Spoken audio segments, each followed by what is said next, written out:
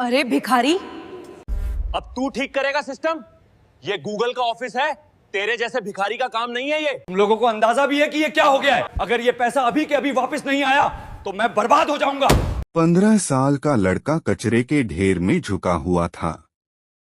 उसके हाथों में बोरी थी, पैरों में फटी चप्पल और आंखों में वो चमक जो अक्सर भूखे बच्चों में नहीं होती।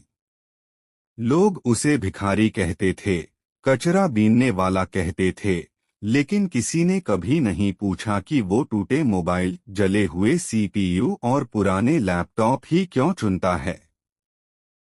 वो प्लास्टिक और लोहे से ज्यादा सर्किट और तारों में दिलचस्पी रखता था, क्योंकि उसके लिए कचरा नहीं, सिस्टम फेंका गया था।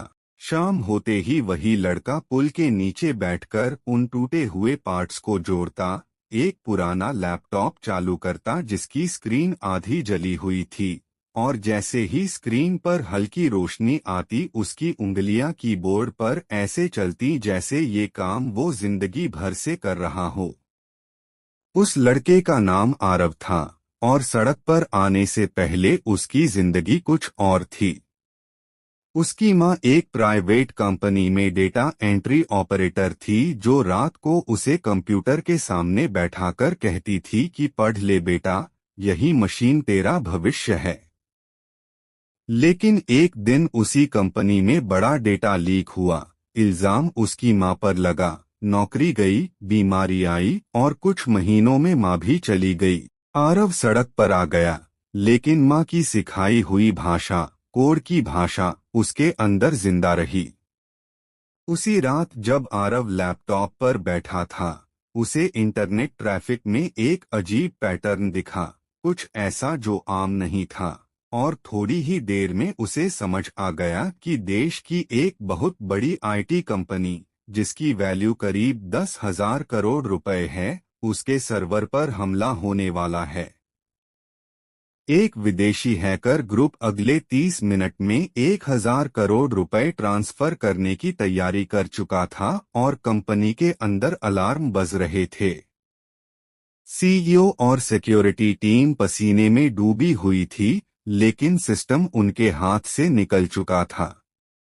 उसी समय पुल के नीचे बैठा एक भिखारी लड़का बिना किसी पासवर्ड के सिस्टम में घुसा, लेकिन हैक करने के लिए नहीं, बल्कि बचाने के लिए।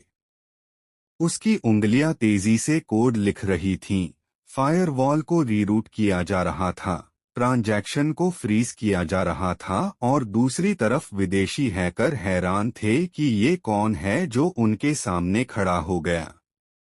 मिनट खत्म हो रहे थे, आखिरी सेकंड में स्क्रीन पर लिखा आया, ट्रांजैक्शन फेल्ड, और 1,000 करोड़ रुपए बच गए।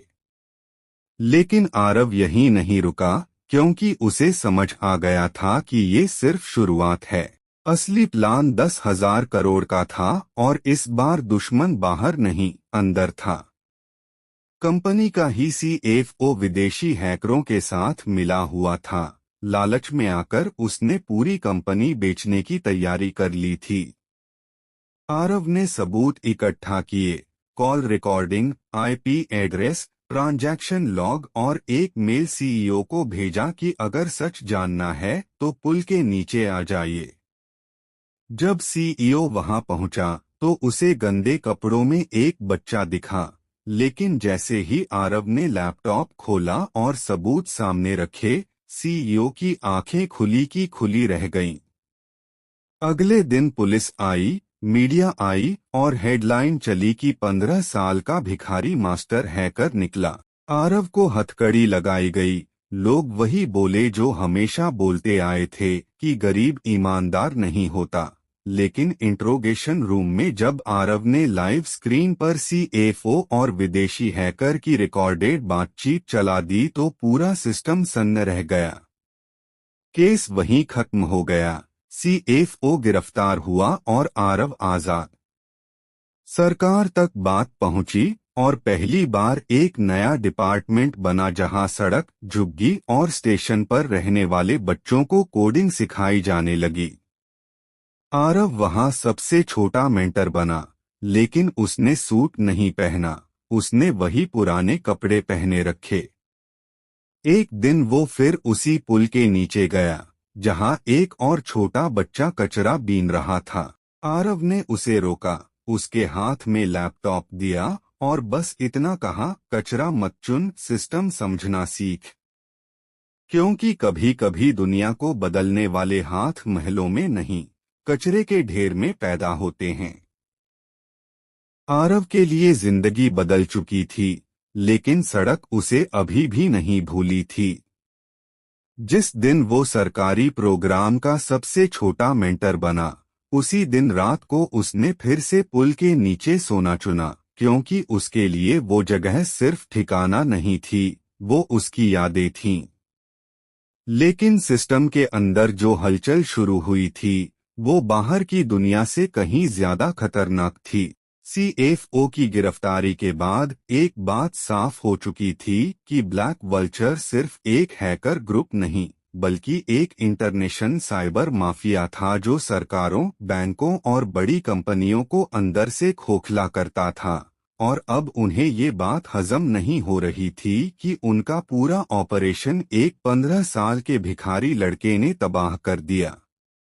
कुछ ही हफ्तों में आरव को ऐसे साइबर अटैक दिखने लगे जो आम सिस्टम पर नहीं बल्कि सीधे उस नए स्ट्रीट टैलेंट साइबर सेल पर हो रहे थे, मानो कोई जानबूझकर उसे संदेश दे रहा हो कि खेल अभी खत्म नहीं हुआ है। एक रात जब पूरा शहर सो रहा था, आरव के लैपटॉप पर एक मैसेज पॉपअप हुआ, you saved 10,000 crore, now save yourself. और उसी पल पूरे देश के 3 बड़े सरकारी सर्वर एक साथ स्लो होने लगे। ये हमला पैसों के लिए नहीं था, ये चुनौती थी, और आरव समझ गया कि अब वो सिर्फ एक कंपनी नहीं, बल्कि पूरे सिस्टम की लड़ाई लड़ रहा है। उसने बिना किसी मीटिंग, बिना किसी परमिशन के, अपने जैसे ही सड़क से आए 5 बच्चों को इकट्ठा किया, जिनमें कोई रेलवे प्लेटफॉर्म पर सोया करता था, कोई ढाबे पर बर्तन मांजता था और कोई सिग्नल पर फूल बेचता था, लेकिन सबकी आंखों में वही भूख थी, कुछ कर दिखाने की। आरव ने उन्हें सिर्फ इतना कहा कि आज अगर सिस्टम गिरा तो कल फिर वही लोग सड़क पर होंगे, और इस बार शायद उन्हें उठाने वाला कोई नहीं होगा। पूरी रात 6 लैपटॉप, 2 जुगाड़ के सर्वर और एक टूटे हुए जनरेटर के सहारे उन्होंने कोड लिखा, ट्रैफिक मोड़ा, फर्जी पैकेट्स बनाए और धीरे धीरे हमले की जड़ तक पहुंच गए, जहां उन्हें पता चला कि ब्लैक वल्चर का असली मकसद देश की डिजिटल पहचान प्रणाली को क्रैश करना है, ताकि अराजकता फैले और उसी अराजकता में अरबों का खेल हो सके। जैसे जैसे सुबह नजदीक आ रही थी, सिस्टम पर दबाव बढ़ता जा रहा था और सरकार के बड़े अधिकारी अब आरव का नाम लेने लगे थे, लेकिन इस बार उसे बुलाया नहीं गया, बल्कि उस पर नजर रखी जाने लगी, क्योंकि कुछ लोगों को डर था कि अगर एक बच्चा सिस्टम को बचा सकता है तो वही सिस्टम को गिरा भी सकता है। आखिरी 10 मिनट में जब ब्लैक वल्चर ने अपना फाइनल कोड पुश किया, आरव ने ऐसा दांव खेला जिसकी किसी ने कल्पना नहीं की थी। उसने सिस्टम को बचाने के बजाय पूरे साइबर अटैक को लाइव दुनिया के सामने खोल दिया। सारे लॉग, सारे आईपी, सारे फर्जी अकाउंट्स एक साथ इंटरनेशनल साइबर एजेंसियों को फॉरवर्ड कर दिए। कुछ ही घंटों में विदेशों में रेड हुई, सर्वर सीज हुए और पहली बार ब्लैक वल्चर सिर्फ हार नहीं बल्कि बेनकाब हुआ। देश में आरव को हीरो कहा जाने लगा, लेकिन वही सिस्टम जिसने उसे हीरो बनाया था, वही अब उससे डरने भी लगा था। कुछ नेताओं ने कहा कि इतना पावर किसी एक बच्चे के पास नहीं होना चाहिए। कुछ अफसरों ने फाइलों में उसका नाम नेशनल रिस्क लिख दिया। आरव को ये सब पता चल गया और एक दिन उसने चुपचाप अपने पद से इस्तीफा दे दिया, बिना किसी प्रेस कॉन्फ्रेंस के, बिना किसी भाषण के। वो वापस उसी पुल के नीचे गया, लेकिन इस बार कचरा चुनने के लिए नहीं, बल्कि उन बच्चों को ढूंढने जिनके अंदर दुनिया बदलने की आग थी। धीरे धीरे पूरे देश में ऐसे छोटे छोटे ग्रुप बनने लगे, जिनका कोई नाम नहीं था, कोई चेहरा नहीं था, लेकिन जब भी कहीं सिस्टम खतरे में होता, कहीं न कहीं कोई बच्चा टूटे लैपटॉप के साथ बैठा हुआ उसे बचा रहा होता। सालों बाद जब कोई पत्रकार आरव को ढूंढते ढूंढते उसी पुल के नीचे पहुंचा और पूछा कि तुम इतने बड़े बन सकते थे, फिर सब छोड़ क्यों दिया, तो आरव मुस्कुराया और बोला कि सिस्टम तब तक ठीक है जब तक उसे बचाने वाला कोई एक नहीं बल्कि हजारों हों। और उस दिन के बाद से जब भी कोई पूछता है कि देश का सबसे बड़ा हैकर कौन है, तो कोई नाम नहीं लिया जाता, बस इतना कहा जाता है कि शायद वो अभी भी कहीं कचरे के ढेर में बैठा हुआ अगली क्रांति की तैयारी कर रहा है।